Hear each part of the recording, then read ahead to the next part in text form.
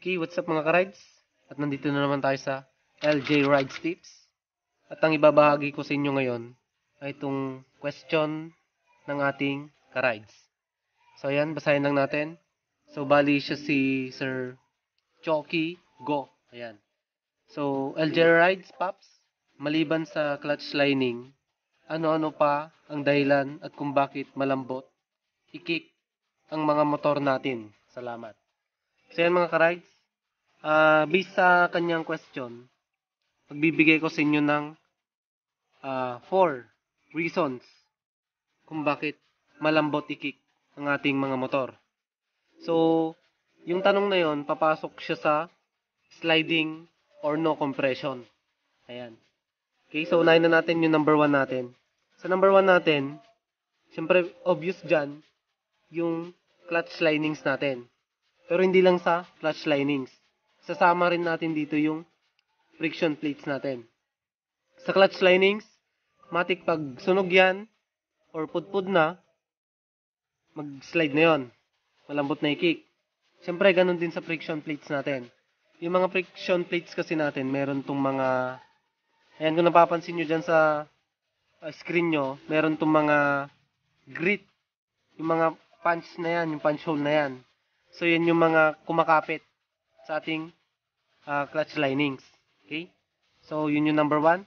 Pangalawa natin, na obvious na problema pag sliding or no compression is yung mga piston rings, piston, syempre yung cylinder block natin. Bali, set kasi yan. Syempre dito sa cylinder block assembly natin, meron tayong mga sinusunod na gaps.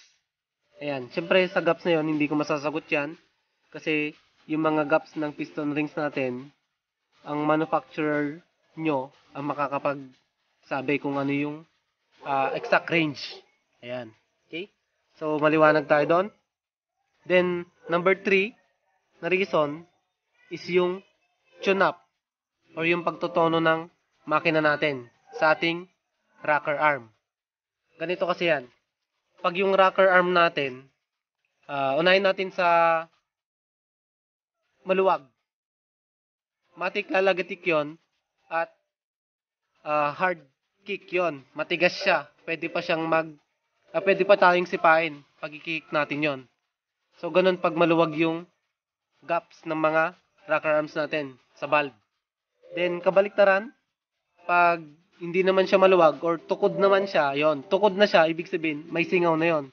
Pag may singaw yung mga valves natin, matik na sliding yon. Or, pwede natin sabihin no compression yon. Kasi nga, may tagas.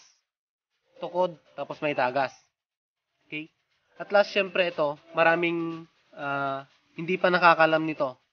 Pero sa mga veterans dyan, ayan, so tulungan nyo ako sir na paliwanag ito. Ang pang-apat natin is yung clutch adjusters natin. It's either yung cables. So, sa mga may kable na di-clutch, ayan, pwedeng yung cables nyo kulang sa adjust. Pwedeng tumutukod yung tuser. Tuser ang tawag doon sa loob ng clutch linings natin eh. Pwedeng tumutukod yon. Kaya pag ganon, matik na sliding rin yon.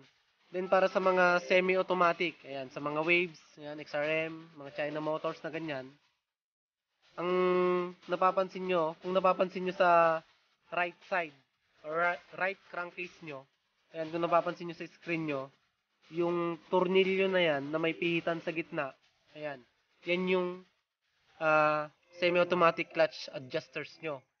So, sa pagpihit niyan, pwedeng clockwise or counterclockwise. So, pwede nyo pag-aralan yan. Pag clockwise yan, pinaigpitan nyo ng pinaigpitan, matigas ikik yan. Then, pag